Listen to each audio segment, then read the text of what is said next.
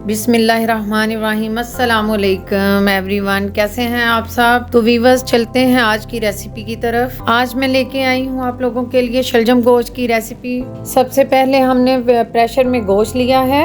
अब हम इसमें ऐड करेंगे 2 मीडियम अनियन,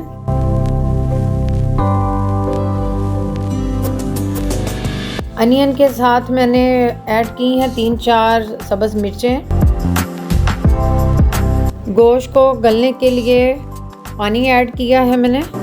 अब मैंने एक टमाटो लिया है, उसको हाफ कटिंग करके मैंने इसके अंदर रख दिया है। अब मैं 20 मिनट के लिए इसका प्रेशर लगा दूंगी। चलें जी, हमारा गोश्त बॉईल हो चुका है। अब हम प्रेशर को ओपन करेंगे। इसके ऊपर जो टमाटो रखे थे उसका छिलका रिमूव करें। अब हम इसको अच्छी तरह से मिक्स कर लेंगे। साथ ही इसमें हम 1 टेबलस्पून रेड चिली ऐड करेंगे।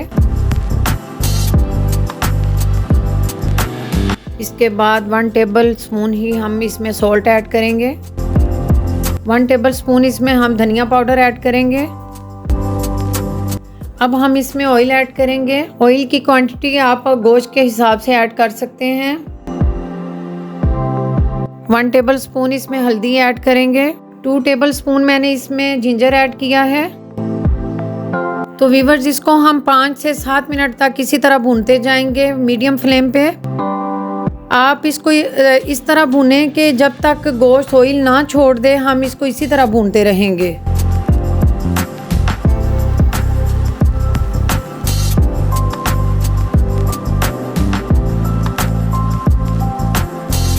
तो व्यूवर्स, मैंने शलजम बॉईल कर लिए थे। बॉईल करने के बाद मैंने उनको मैश भी कर लिया था। अब हम इस मसाले में शलजम ऐड कर देंगे।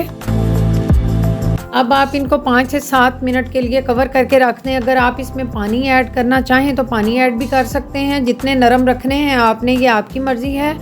तो जब तक इसका गोश्त का सारा जायका असर शलजम में मिक्स ना हो जाए, आप चूल्हा बंद नहीं करेंगे। 5 से 7 मिनट तक, या इससे थोड़ा बहुत ज़्यादा भी आप कर सकते हैं, और फ्लेम ऑफ करें। इसके बाद आप इसको सर्व कर सकते हैं। बहुत ही मज़ेदार शानदार शलजम की रेसिपी तैयार है। अब आप इसको नान के साथ, रोटी के साथ आप खा सकते हैं और चिल कर सकते हैं। तो व्यूअर्स, अब मैं आपसे इजाज़त चाहती हूँ। इंशाल्लाह मिलेंगे अगली रेसिपी के साथ। अल्लाह हाफिज़।